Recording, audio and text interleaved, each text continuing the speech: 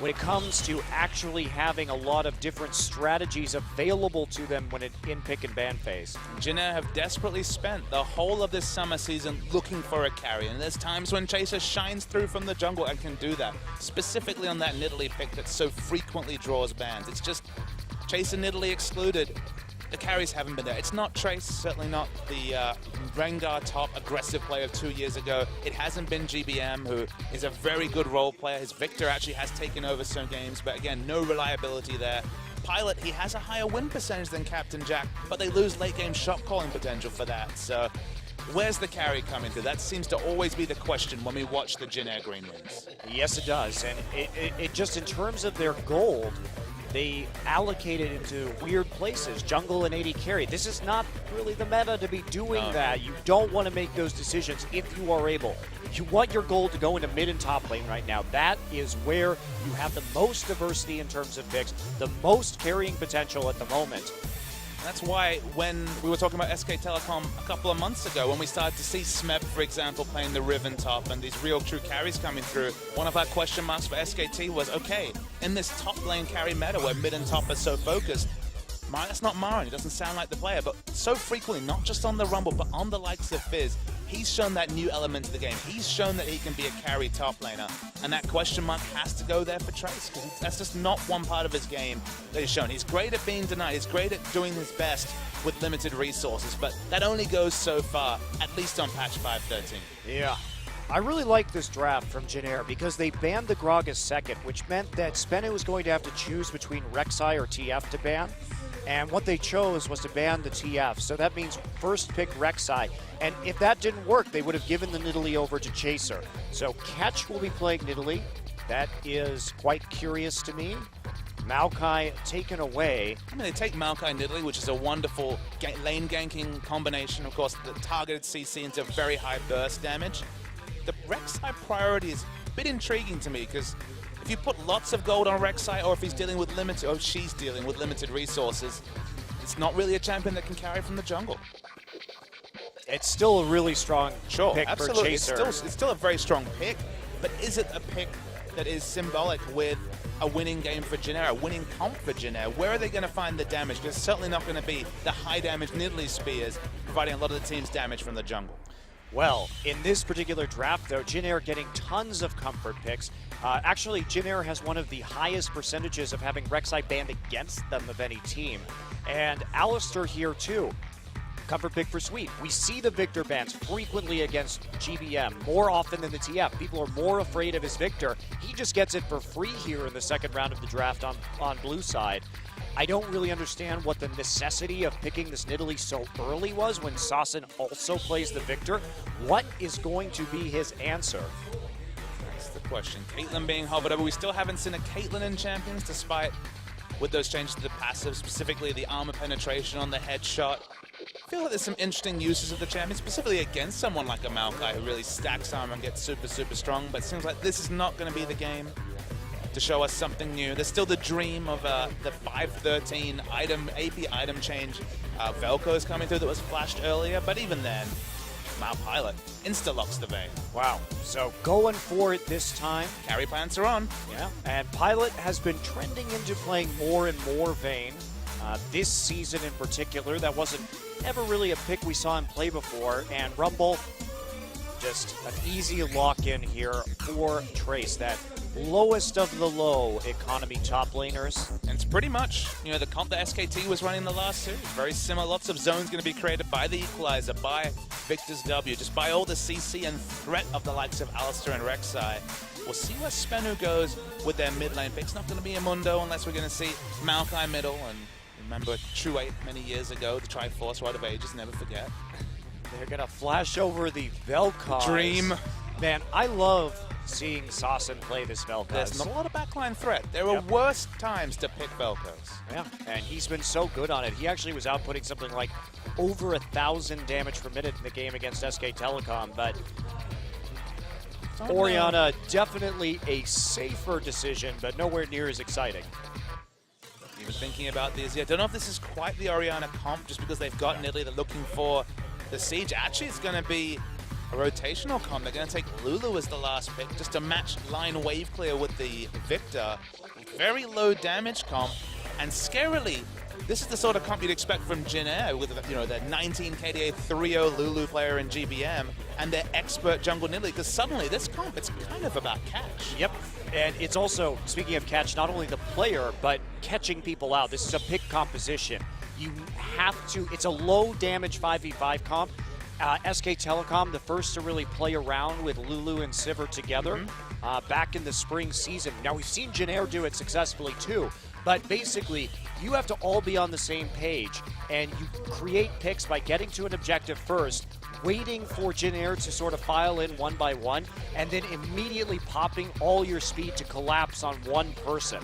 So it's an interesting pick comp in that you're not really playing with Fog of War, you're just playing based on sheer speed to get that Maokai in there on a twisted advance, follow up with a spear, and play with burst. And so it's hard to do, though. It's hard to execute. And for all Spenu's development, I wouldn't say they've ever really been all on the same page for an entire game. For parts of a game, sure. For early games, certainly. But the precision this comp requires, I think it's more than Spenu can really put together. Yeah, if you get into a 5v5 late, Spenu is in trouble with this composition. Well, guys, can they pull it off? The pick comp, let's see.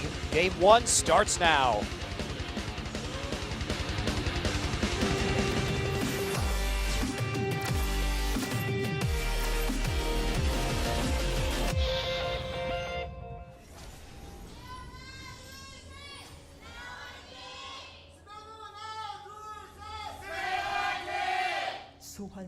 Love the gusto of the Spenu fighting. Easily outplaying Jin Air, at least before the match starts. So maybe there'll be some wind in the sails for what is execution heavy. And when you're 10th without a series win, execution heavy doesn't sound like it should be part of the vocabulary.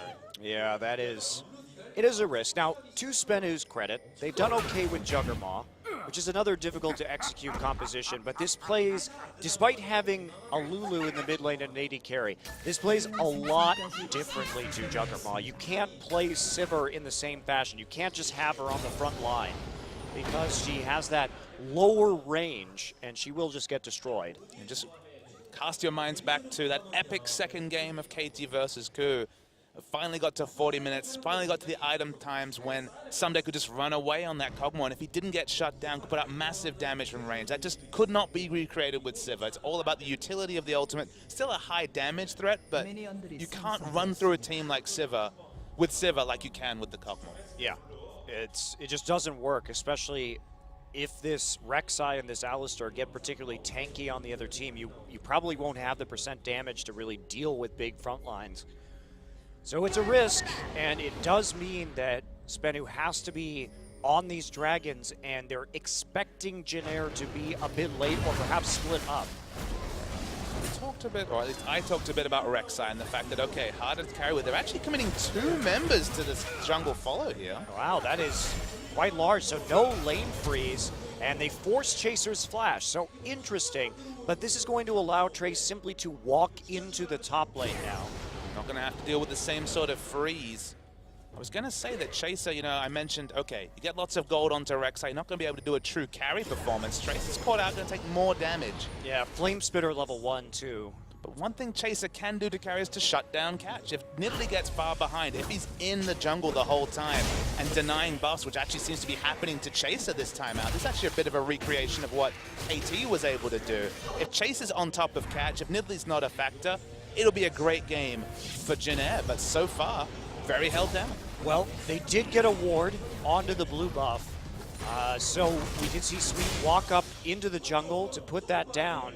Now, are they going to dive 4v1? Trace is only level 2. Okay, they have a couple of stacks of the wind despite it. Goodbye, Trace. Yep, goodbye. First blood for the Sivir, and barely gets out with the summoner heal and the flash. So risky, but they make it work, and they punish Trace for coming right back into that top side. They knew that that was a possibility, going from red to blue, so a bit sloppy there from Jin Air. It's Nidalee Sivir, so there's actually a lot of turret damage from level 2 onwards. Of course, on the Sivir, you can cancel your auto attack. They have a lot of turret damage. This could be the fastest outer turret falling in Champions this season. Yeah, definitely. We never see these 4-man stacks here. It's not like the LCS.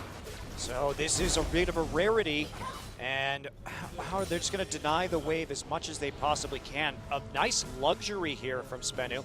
So solid early game plan, actually. You can see it in action. They made a decision, going to not freeze the wave, let it push back towards the opponent, get the invade, and Trace pays for it. So first turret down in favor of Spenu.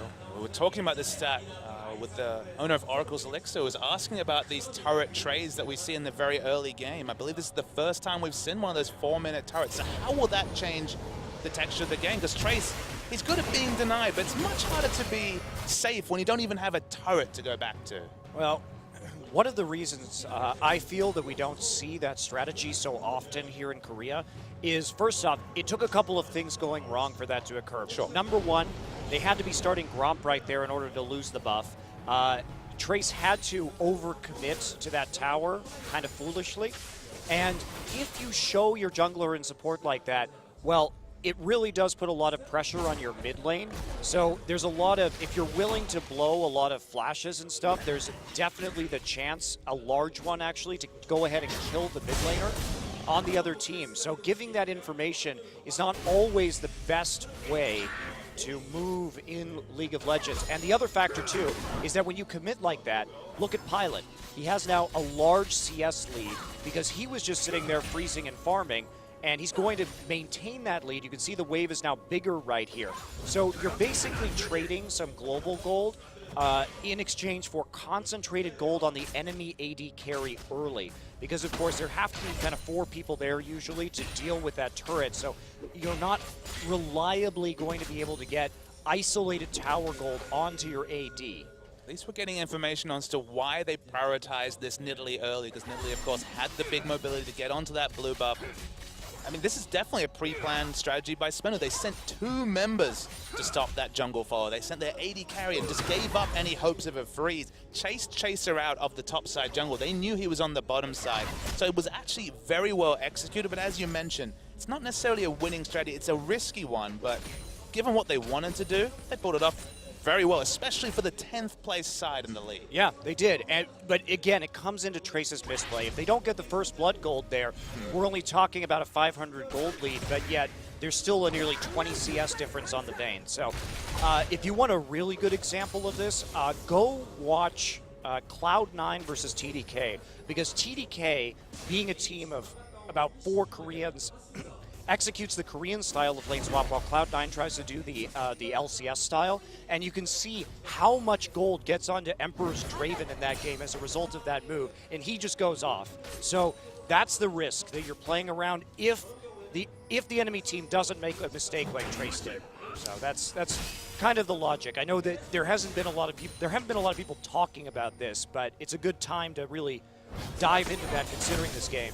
We just haven't seen a lot of data points in Champions, as you mentioned. So it took out the outer turrets. That forces Rumble to play even safer, maybe even get zoned from experience. The other thing Spenu got was 2 very nice aggressive pink wards in the bottom side of the river. So they actually do have good dragon control. They have the 2v2. As you mentioned, there's a lot of gold on Pilot, but it's unspent gold at the moment. So theoretically, Spenu have a lot of dragon control. And speaking of dragon control, they have a jungler trying to really solidify this advantage. Catches here, misses his spear.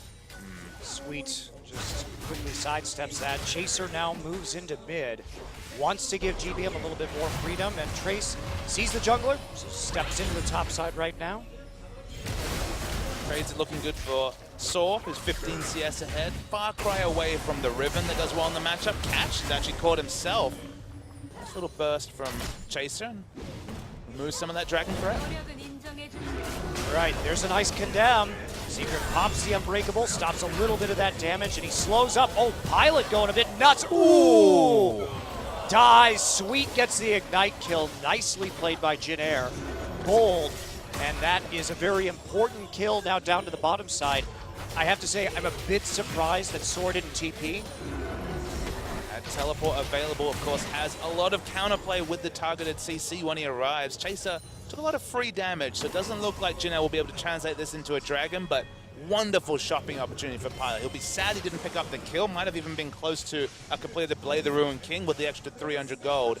But man, he's got a long way towards it. Right, and the early pickup, too, of that pickaxe, one of the other factors, and we keep talking about this, but it's really interesting, is that when you take down that first turret and the other 80 carry just stays in lane, sure, you get an earlier shot, but you're probably just going to be pushing out or getting pushed in. You're going to be maybe a little bit lower in levels, too, as a result. And so the 80 carry on the other team is going to get a later shot. And when you just have that pickaxe, you're then trying to grind up to a BF sword. And now this is all Pilot from this point forward. Yeah, the kill potential every time Pilot gets in range of just the Bilgewater now, but very soon to be the Blade the Ruin King. It's always a very good 1v1 matchup for Vayne against the Sivir, but just going to be the reality. There's going to be a lot of pressure onto the Sivir. He's going to have to play just as defensively as Trace does in the top lane. And with the Alistair about to hit 6, the dive potential is kind of going through the roof right now, as long as Rek'Sai wants to play down on the bottom side, which of course Chaser does. CS lead is growing in top lane. And here we go. Bolt. Secret has no flash right now. He's going to bounce around, actually. Condemn doesn't hit. Catch there. There's the ultimate. It's coming through. And TPs from both top laners. Trace does not have his equalizer, actually. Had to use it previously. So actually it gets turned around onto Sweet. We didn't even notice that it was Sarsen running teleport as well for 5 members instantly into bottom lane. Obviously not worried about the solo kill potential from GBM. That might be important, not having a combat summoner when we're talking about the late game team fights, but they take the Dragon. Successful teleport from both the solos. I was very surprised to see Sarsen doing that. So Jinair actually with a bit of a disrespectful play, 2 TPs to just 1. And no equalizer, so kind of a lot of miscommunication right there from Jinair. Yeah, I didn't notice that either. A super defensive first shot from Trace. Picks up the Merc strats. Now, against Ryze, this makes a lot of sense, but against Maokai, okay, it gives him decent combat stats. Okay, maybe that'll be a fast home guard and champ, but it's Rumble. It's not really the home guard champion. It's nice to have. It's more flexible. Maybe you'll get in a slightly better position for the equalizer.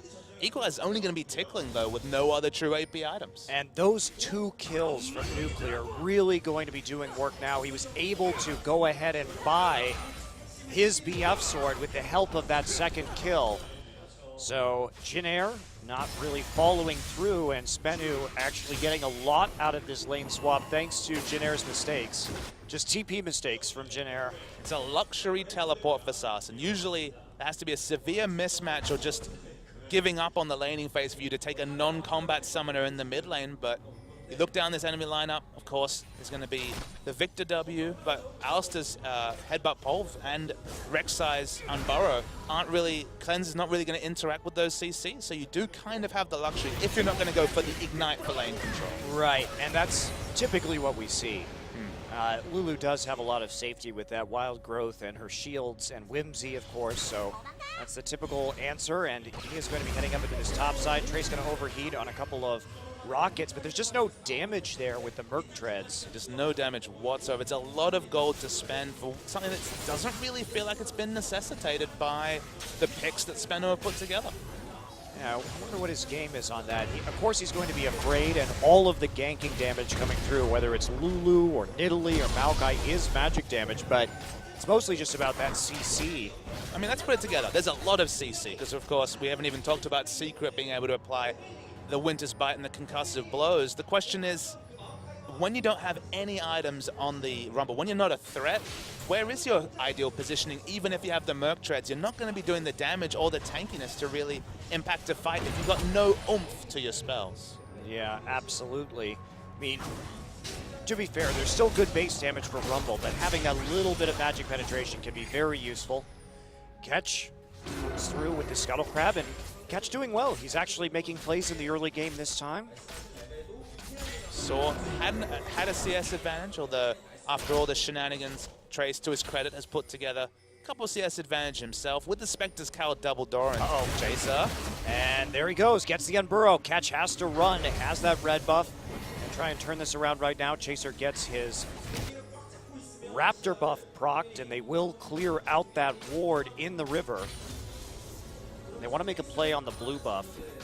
Or the bottom lane, of course. Alistair, as you mentioned, hit level 7 now. Very easy to tank up this bottom lane turret. No teleport for Trace, or Saw for that matter, because they matched teleports just previously. So wait and see if any plays can be made around the bot lane. They really want to all in with Pilot, but they crucially don't quite have the Blade of the Ruin King. I think he has the gold for it, just hasn't got the shot timing yet. Yep, has to get back in order to pick up that big purchase for him. Nuclear wants the Berserker Green, so he will have a delayed Infinity Edge here, as we typically see on the Sivir. Curious that GBM has the Fiendish Codex in the inventory. Of course, we were mentioning that a lot of these Victor players don't want to pick up Merlinomicon or the Athenes for that matter, just because you have the less amount of item slots, you have the Hex Core to deal with, but guessing maybe went more defensive in the rune set. I guess it could be AP per level blues, but didn't go for the cooldown reduction. So one of those item slots, and what it basically means in the late game, you give up the likes of a Lich Bane or maybe just those really high 1,000+ AP values. Yeah, he usually actually really likes to buy the Lich Bane for the mobility. He's actually one of the players that almost always buys Lich Bane on Victor. So, but that does, of course, like you're saying, mean that there is less room for max AP there. You just can't fit in Death Cap, Void Stuff, Zhonya's that really fits into almost every AP build. So something has to give. And a utility purchase like Lich Bane, unfortunately, usually the first thing you have to give up. Yep. Well, a little bit of a Raptor steal, and now Spenu, 3-man, invade onto their bottom side. GBM going to surprise Sasson a little bit, but he dodges the Death Ray with the Whimsy. Swapping Raptor buffs, we just saw Chaser stealing Spenu's Raptors, and the receipt comes through from Spenu, so you can see where the points of power is so far. Jin, I feel comfortable playing in the top side jungle, even though Soar's way ahead of Trace in terms of effective items. Spenu have the control of the bottom side of the map, and when we're talking about 15 minutes, that's crucial because they have excellent ward coverage around Dragon, and they've already picked up the first one. Yep, so just a little shy of a minute until the Dragon roars back onto the Rift. Pilot now completing his Blade of the Ruin King, so a nice item timing for the Vayne, but same could be said for Nuclear as he puts the final touch on an Infinity Edge. So he has Flash, he's staying out of vision. It'll be a bit crazy to go for any sort of Flash headbutt play with 30 seconds running down to the Dragon. Does require a bit of RNG, but man, Infinity Edge Berserker Greaves could be massive burst coming through from Nuclear. Yeah, it could be. Now they know that Chaser is on the red buff right now. Drace kind of overextended in the top side, but he's the one at the moment who actually puts down pressure. Strangely has a blasting wand right now. That must have been just an awkward shopping timing. It does build now into the Leandri's Torment. Yes, it does, I know, but you really would rather have that magic pen early. But if you go for, say, the Merc Treads, you can't really build the Ruby Crystal towards a Haunting, guys. I think you have to go for the power, otherwise you're just mute. You just can't really contribute much. So the blasting one's not the ideal first purchase. It does delay the Haunting guys like you mentioned, but at least it's a bit of AP to justify the Rumble pick. Yeah, it's something. Soar, in the meanwhile, does not have the good engage tool yet of that Righteous Glory. Chaser coming here just to provide some safety while they move the minion wave closer to Spenu's turret. Catch landing a couple nice spears over the course of this time in the river, and they kind of drop pointlessly a ward right there that's immediately killed by the jungler from Spenu. Dragon is live. This is just extending the laning phase, which is going just fine for Spenu, who do err towards power, towards maybe the tail end of the mid game, specifically when the AP's really registering on both Catch and Sasson. Managing to stop any threat of the Dragon, though, so I'm not sure what Spenu's game is right now. Well, Jin Air will be happy just to sit on this Dragon as long as possible, get that Victor and the Vayne into a very scary late game state where that Maokai, as tanky as he is, will have a tough time against a Vayne. Once the QSS comes through, so many different ways to outplay if you're Pilot on the Vayne. A little bit risky. Pilot trading pretty well with Secret to get that condemn, but not substantial follow-up to really push on through here. So Abyssal Scepter actually the first pickup for Trace. Okay, that's a bit of immediate power. That buffs up GBM. Maybe we're talking about Sick Burst coming through from the Chaos Storm. But no Haunting guys just yet. We do see that occasionally under Rumble. I didn't expect it. This is basically the build you see against Ryze. You see Merc Treads rush to deal with the stacking amount of CC coming through from the Rune Prison, then into Abyssal Scepter because it builds so nicely out the Negatron Cloak. It's a very I'm feeling super threatened by AP damage kind of build. And again, there's a lot of AP damage on the side of Spenu. It's just curious to see it purchased so quickly in this particular matchup. Yes, it is. Well, recall from Braum right now. Catch trying to make his way back down there. The crab has been taken by Chaser, so no one has a good angle on the Dragon at the given time. Trace now making his way down the river.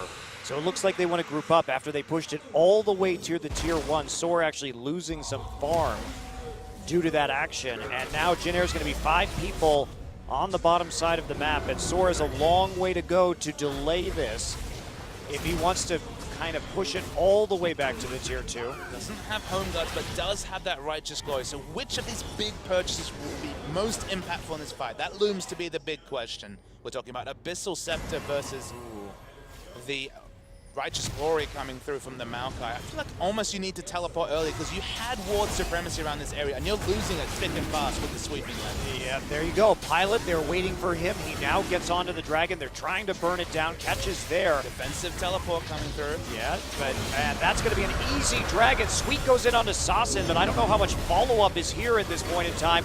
Trace trying to kite this one out. Sweet just attempting to get out of a sticky situation. Flash onto the Glacial Fissure and just some more poke from the Jin Air Green Wings. They hold on to the Chaos Storm and the Equalizer. Really curious defensive teleport from Soldiers was never going to impact the fight. By the time he got within 1,000 units of the Dragon, it was already down. They got good turret damage, but they held onto the Equalizer this long and just throw it down, and no answering turret being able to be picked up by Spenu. Yeah, Jin Air did a good job of holding that.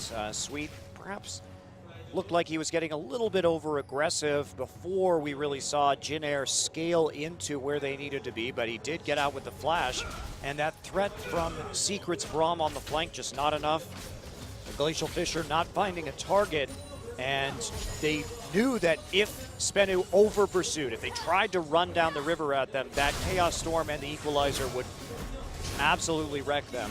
This feels like the re-erring of some issues that Spenu had at the start of the season, specifically around teleport. Didn't feel like Saw knew when to teleport or where, and the result was a big-time summoner use for no gain whatsoever. We even say that swapping teleport for a single kill, no objective is questionable by top laners, and that result, getting absolutely nothing, and Trace having that teleport advantage in what, Equalizer in 30 seconds?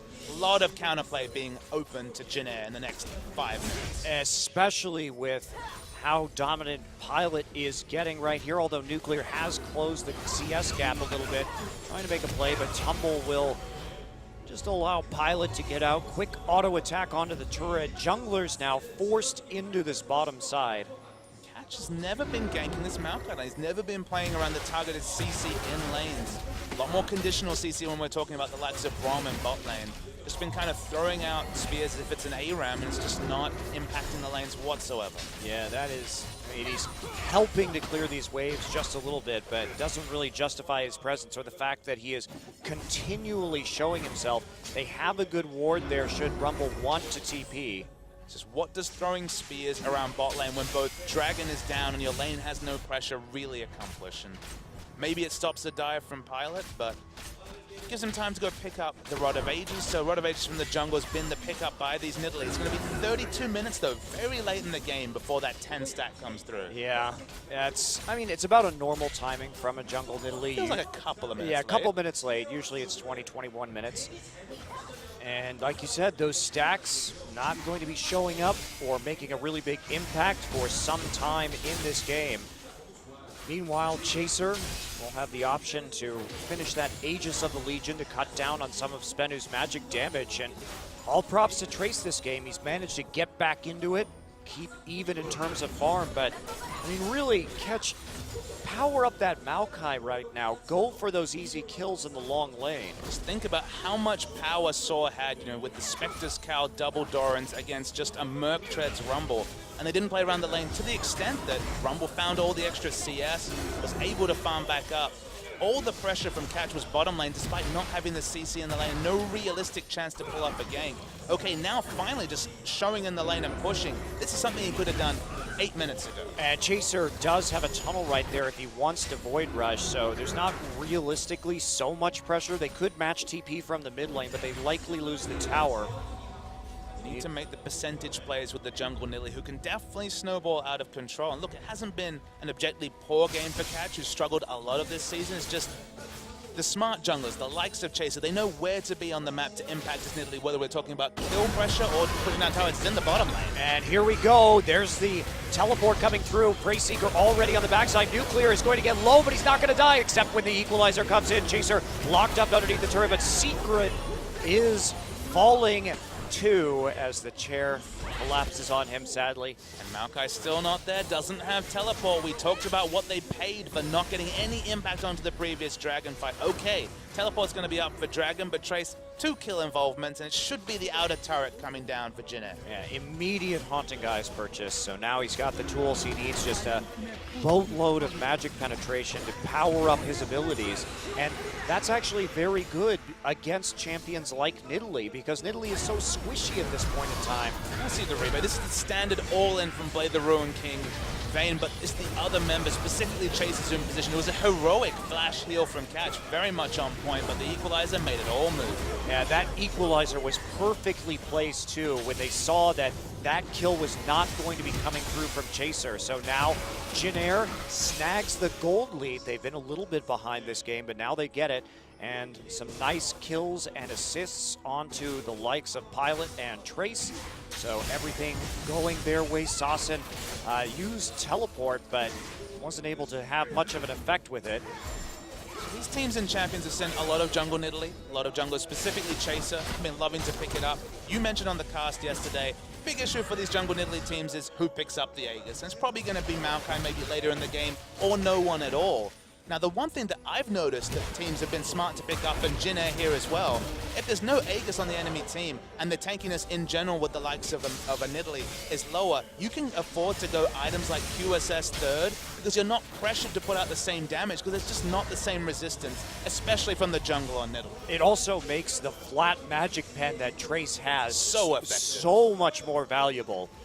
Especially when you have a Victor with that huge burst. I mean, Trace is just going to help out GBM too. The damage is going to stick on everyone except Maokai, so the base damage is there. He's going to draw the teleport, but it's quite late again. Way too late. Terrible positioning. There we go. Flash pulled. And guess who's in the front line? It will be Secret.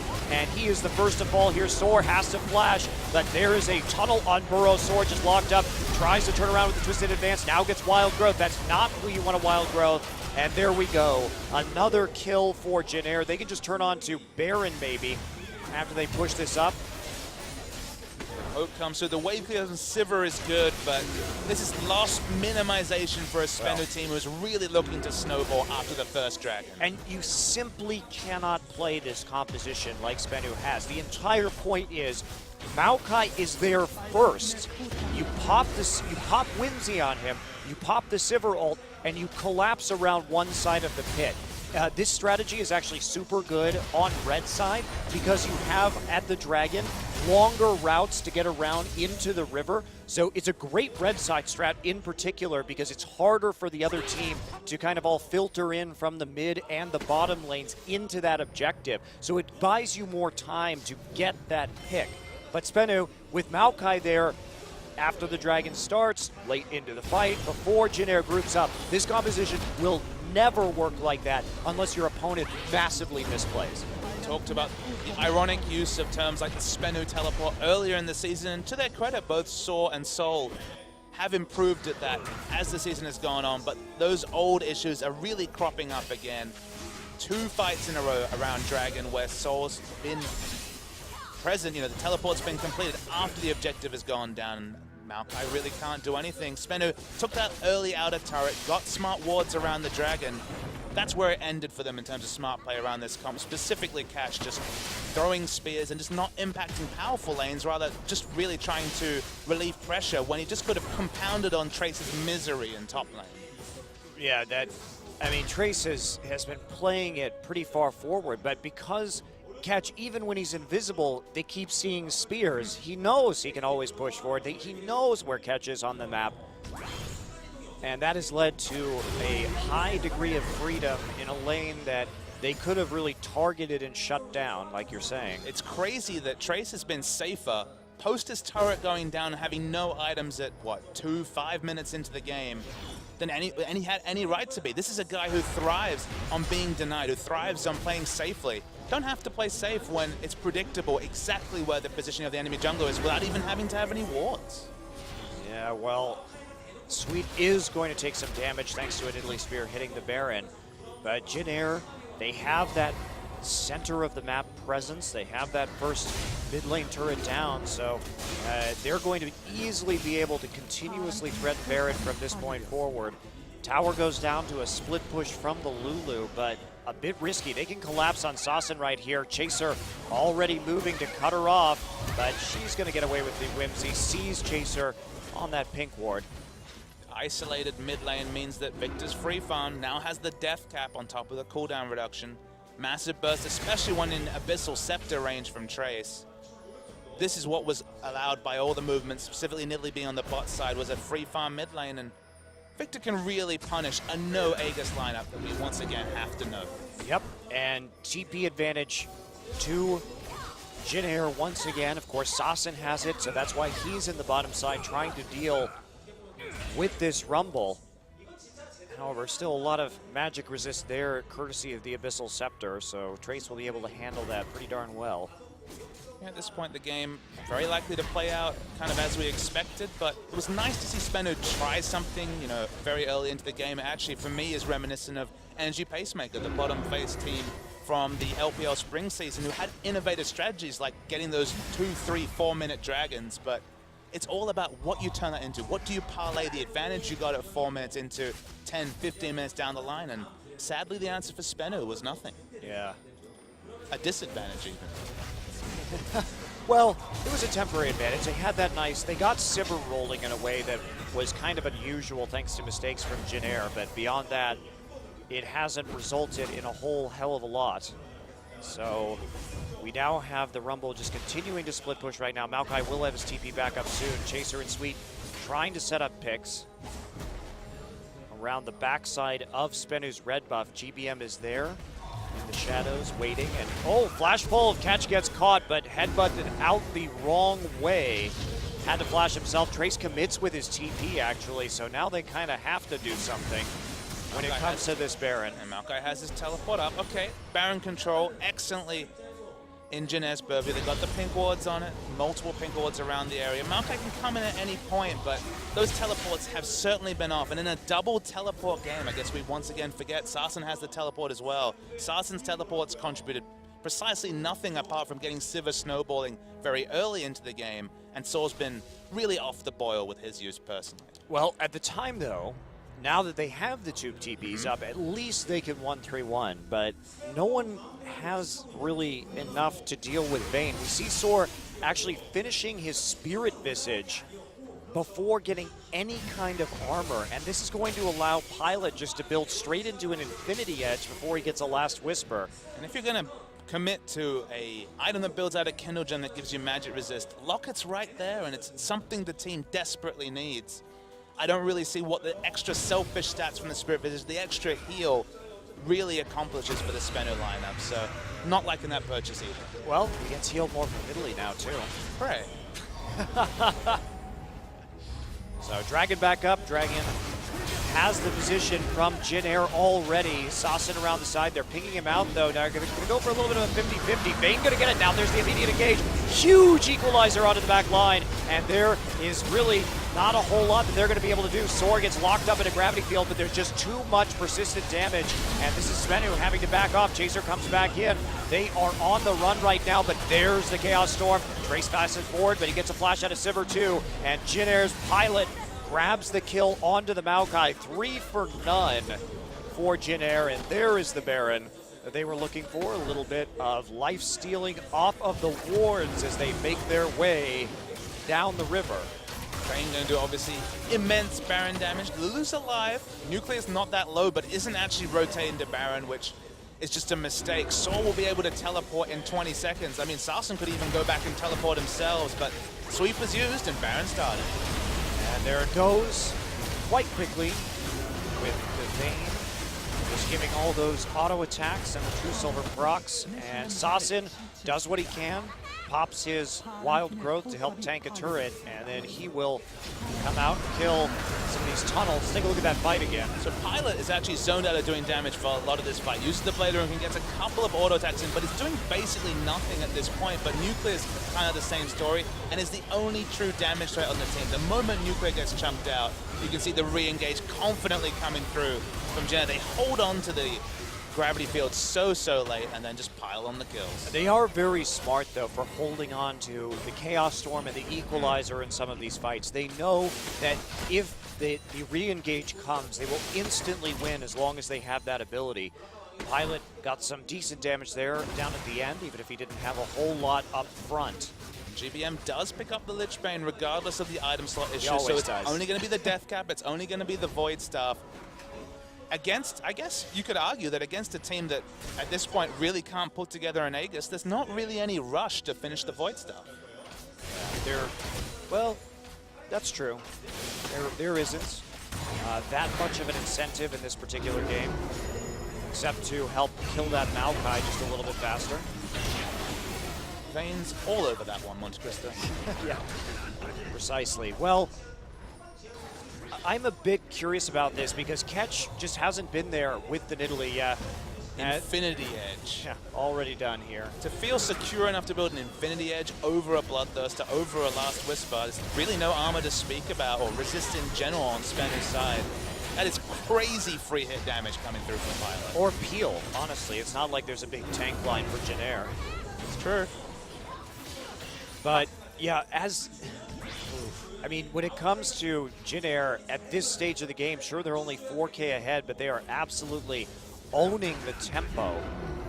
Tempo is what a comp with Lulu and Sivir, this Jugger Sivir-esque comp requires, is to play from ahead, is to have control over objectives, Baron, Dragons, turrets. They don't have the advantage in any of those. To their credit, even in turrets, but no advantage to speak of as Sweet pops the Righteous Glory. He's going in, flash onto the back line, and there's the follow-up equalizer. You see Spennu just getting out of the turret range right now, falling right back to their inhibitor.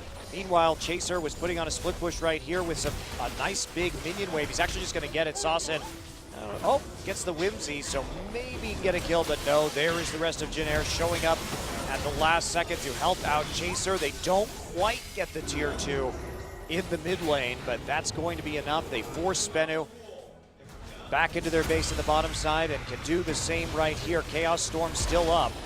One more turret for Janair. The Rek'Sai could have gone. Someone needs to go, though, to deal with this top lane minion wave push that's come through from Spennu. So Janair finally backs away. They'll hold on to their own buff, so that's something. Although Chaser, not quite done yet. Gets a ward down, but it looks like it's still going to be Spennu's red buff. Now he's just here to keep the pressure on while the rest of his team goes back for a nice little shopping trip. Chaser actually gets the red buff with a Prey Seeker. That was very casual. Very casual. It's just been a casual performance from Janair. They would have been surprised by Spennu just exploding off the blocks with something different that we don't see in Champions, as you mentioned. A bit more common, like the NALCS in particular, but it's just turning, just doing something different. Committing 2 people to stop the jungle follow, taking that early out of turret. That was the start of maybe a match-winning strategy from Spennu. It's just, they seem to drop the strategy book somewhere in the rotation down to bottom lane. Yeah, I don't even really consider that the best way to do lane swaps right now for the reasons I stated. I feel it gives so much information to the other team because you know 100% where their entire team is right then, and you kind of take your foot off the gas in terms of kill pressure while the enemy AD carry gets an advantage. So, and while I agree with that as a general strategy, the bigger point though, Monty, is that you see that a lot in other scenes. It becomes a regular thing, something you can play around. When it's the first time we've seen it in Champions, it can be a great one-off strategy. It was something different. It caught us both off by surprise. It's just, even in this particular case, they couldn't put it together to more and more. I totally agree, and it caught Trace by surprise too, because he just kind of went into autopilot right there and made the wrong decision in that situation. Wasting his teleport and giving up first blood to a pretty easy dive. Spennu just poke around in these open waves. Not a lot of engage coming through from Janair, so they're relatively free to just sit in these waves, but when they start to come to the chokes... Oh, and there you go. Condemned lands, and the TP not going to do much. Soar is there, but he's just a target for Vayne. Has to get onto Chaser, but Chaser a tanky target that's not going to do much when he twisted advances onto it. Sweet still walking forward, even though he's a cat, misses his pulverize. And here comes GBM. They split up a little bit, catch on the run, and this Lulu and this Nidalee going to be a bit too fast for them to handle. Dragon is live. They could go for number 4, but they want the inhibitor instead with 2 members down. Only Sivir for Waveland. Sivir was harangued out towards the red buff. Has backed now, so we'll be there to try and stop. But with multiple members, this should be the inhibitor for Jinair. Yep, easy play. They're all at full HP now too after Chaser used the Void Rush to get back into the mix, and they can quite simply fall back onto the Dragon, take number 4. What Sarson's doing, he just makes the most of a bad situation. He did it with the outer mid turret, now he's doing it with the inner turret, takes it down despite having no mana whatsoever. Realistically, they weren't going to be strong enough or in position to contest for this Dragon, specifically with Soar's TP down. So he gets something, but it's probably just going to be an asterisk on a win for Jinair Greenwings. Yeah, and it couldn't be lining up more perfectly in terms of timers. Look at this Baron. They are able to have time, push out their wave in the top lane. Very methodical approach to the Baron right here. As they take the Dragon, they should be there right as it spawns to grab it. It's been solid, smart play by Jinair, despite being surprised, as we mentioned, but a lot of that facilitated by a Spenu side that just seemed to lose track of what they wanted to do about 10 minutes in. It's just been kind of academic for the last 30. Well, Pilot and Sweet have actually been having a pretty good game. They both have 100% kill contribution so far in this one. And it's like Jinair finally moving on to that Baron, but they've been pretty essential in all of the skirmishes, all of the team fights. And they've been able to deliver. So here we go. Jinair immediately on their Trace. Do they see him? They do. They pinged him right there. Are they going to go in all in anyway? There's another flash, and Sweet gets in. So there's an equalizer, splitting up the carries from the back line. Sasson has to run. Secret so low, but Pilot just tumbling forward so easily to get the kills. No threat whatsoever on Pilot with the Infinity Edge just blowing down members. They have a lot of quick members. You know, Spinner can pop the Whims, they can pop the ultimate from Sivir, the On the Hunt, and get away so they can actually get out of Pilot's auto attack range, but they're only going one way towards their base with only a few members left. So getting burned down, law appropriate Rumble versus Maokai action happening off screen. Well, he couldn't prevent any forest fires this game. No Smokey the Bear would be quite sad. Speaking of sad, Sarson's dead. So are Spenu's hopes, and Jinair, they're going to win the game. That's right. Ace will lead to a Jinair victory, 15-2 when it comes to kills. Trace will show up for the Nexus Explosion Party with his teleport at the tail end. So Jinair bounced back from a mistake in the lane swap. They got caught out by the old LCS lane swap right there and made some not so great decisions surrounding it, but in the end, we see Sweet and Pilot doing work. Sweet missed out on a kill at the end of the game, sadly enough, so it doesn't end the game with the 100% kill contribution, but still a solid performance. Just a solid performance from Jinair in general. Speno, it was nice to see them try something. Would have preferred this earlier in the season where they could try and take information from the little advantages they're able to get and try and put together or cobble together a winning game plan. But the precision this comp requires, I think it's more than Spenu can really put together. Yeah, if you get into a 5v5 late, Spenu is in trouble with this composition. Well, guys, can they pull it off? The pick comp, let's see. Game 1 starts now.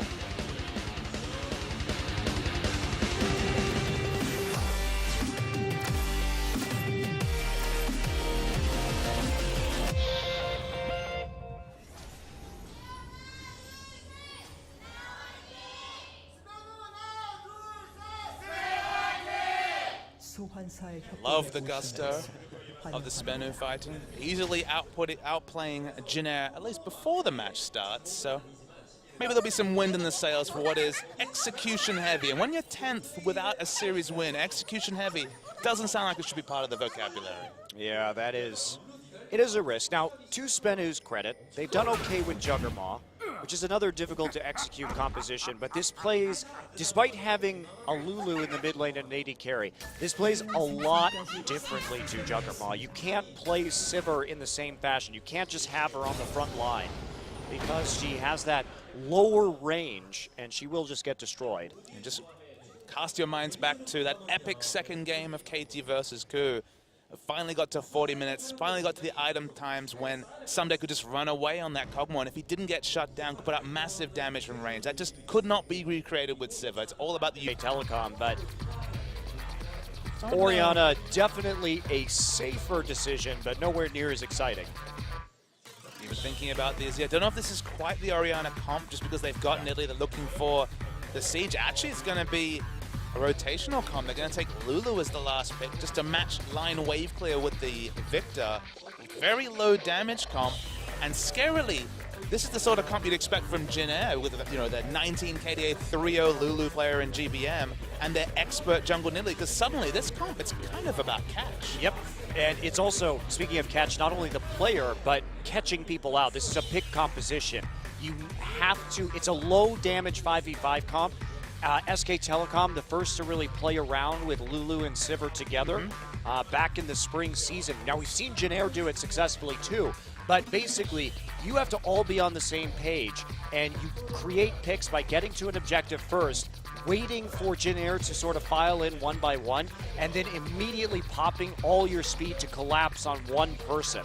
So it's an interesting pick comp in that you're not really playing with Fog of War, you're just playing based on sheer speed to get that Maokai in there on a twisted advance, follow up with a spear, and play with burst. And so it's hard to do, though. It's hard to execute. And for all Spennu's development, I wouldn't say they've ever really been all on the same page for an entire game. For parts of a game, sure. For early games, certainly. But when it comes to actually having a lot of different strategies available to them when in pick and ban phase. Jin Air have desperately spent the whole of this summer season looking for a carry, and there's times when Chaser shines through from the jungle and can do that, specifically on that Nidalee pick that so frequently draws bans. It's just Chaser Nidalee excluded.